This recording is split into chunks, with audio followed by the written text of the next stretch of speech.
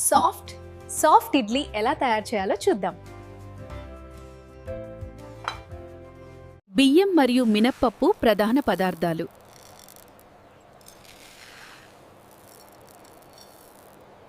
వాటిని బాగా కడిగి కొంతసేపు నానబెట్టండి.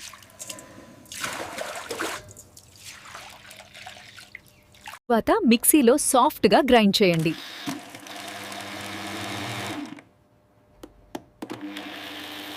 ఈ మిశ్రమాన్ని రాత్రంతా ఫర్మెంట్ అయ్యేలా ఉంచండి.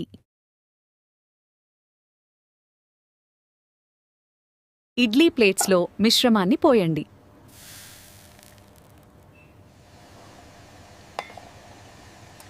ఇడ్లీలు 10-15 నిమిషాలు ఆవిరి మీద ఉడికించండి.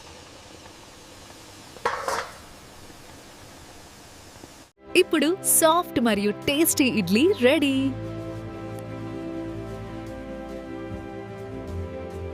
మరిన్ని అప్డేట్స్ కోసం డార్క్ నోవా YT Pro ఛానల్ను సబ్స్క్రైబ్ చేయండి.